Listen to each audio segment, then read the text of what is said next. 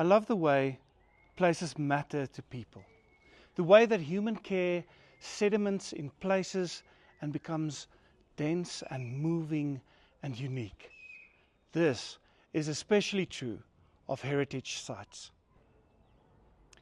It feels to me as if architectural conservation has fallen under the sway of audit culture, forms and impact assessments, laws, a bureaucratic system, far removed from what matters most about such places.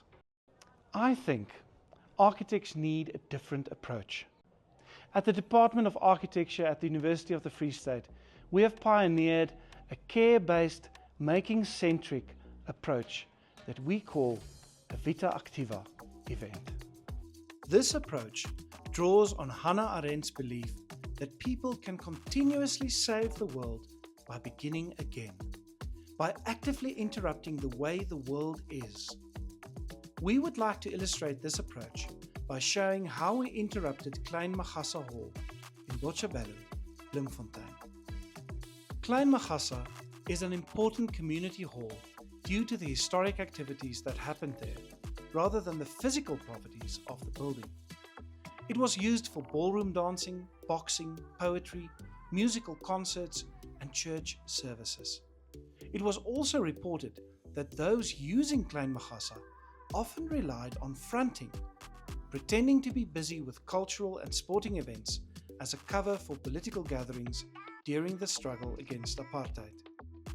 After being nominated by the Moribong Community Arts Centre, Klein Magassa Hall was declared a provincial heritage site.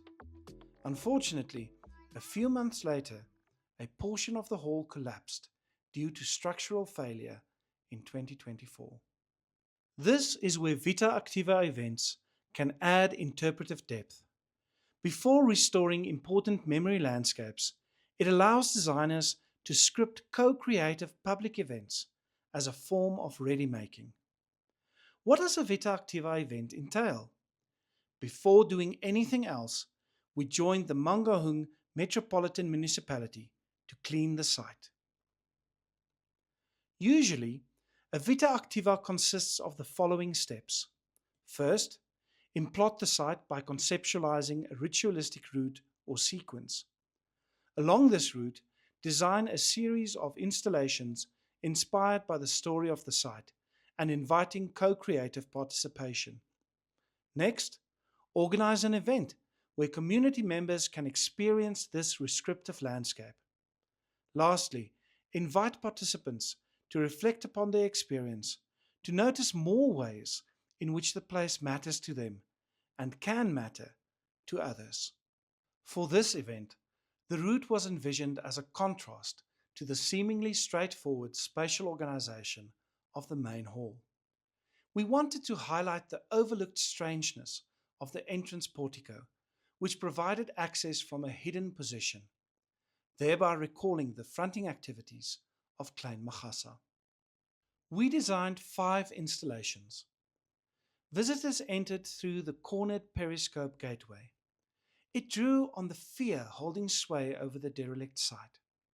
Ropes recalling a boxing ring directed visitors along a rounded corner, thereby overlapping the threat of a dark corner with the reassuring boxing metaphor of having someone in your corner. The rounded entry was filled with mirrors showing a route towards safe passage. The structure next to the entry first appears to be a guard tower, but is actually a periscope, granting a sense of prospect to those who were historically subjected to surveillance. The rescripted wall walk is a reinterpretation of the Ditema ornamentation system of the Basotho people. Ditema is traditionally applied to exterior walls, but this wall had collapsed. The installation acted as an extended threshold, allowing one to walk within the wall, the Ditema facing inwards. The structure was also a cross between Laundry Line and Labyrinth. The wall had become a pliable maze. At the end of the walk, drumming added drama and suspense. After emerging from the wall, participants could contribute to the design of a contemporary Ditema pattern on a clay tablet. Next to this light-filled wall was a dark space called the Black Hole Radiography Installation. This design was premised on a personal narrative.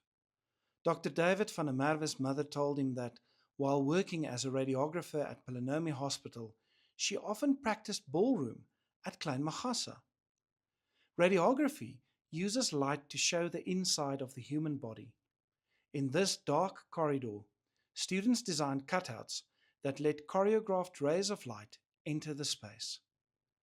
Participants were invited to act as silhouette radiographers, tracing chalk outlines of their shadows. On a metaphoric level, the dark space scripted light to incrementally expose both the deep wounds and deep futures of Klein Magassa, a sacred event horizon gathering density through carefully crafted additions of light. Beyond this dark tunnel, the shelter of words paid homage to the hidden labor of women. The space was composed of a dense mass of carefully stacked grass brooms. Participants were asked to form a small bowl out of clay, which was filled with ink. To enter the shelter, one needed to bow and adopt a humbling posture. The inside was intimate, with muted sounds and open to the sky. So often, this kind of work is only seen by the gods. Participants were invited to weave strips of cloth containing their tributes and recriminations into a dense loom, acknowledging the laborious fronting so many women perform daily. Next was the Ramba Redaction Dance Hall, a structure that reused ruined bricks in new configurations. Above this heavy gabion was a sail-like parasol operated from the outside to first obscure and then frame the dancer's view towards Cloud 9. Participants entered the extremely small dance hall with a partner, Ramba music blaring from a suspended speaker. But there was a catch. Female dancers had to put on 2 wristbands, and male dancers donned a cummerbund. These ballroom accessories were connected to a scratch pad that moved freely within an external redaction box. This box contained a historic political document that the dancers redacted while dancing. Without even realizing it, they had become political operatives. Lastly, participants were asked to reflect on the event by completing a short survey. Parts of installations were constructed in the week before the event, or were composed of salvaged materials.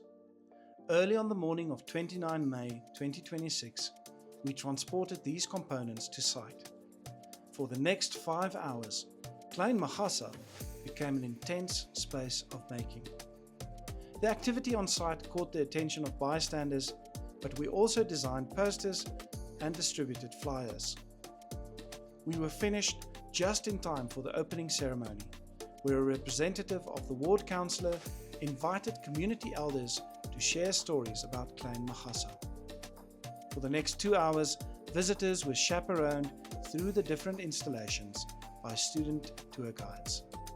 The event brought together old friends and dance partners, and allowed architects to rub shoulders with the community that their work is intended to serve.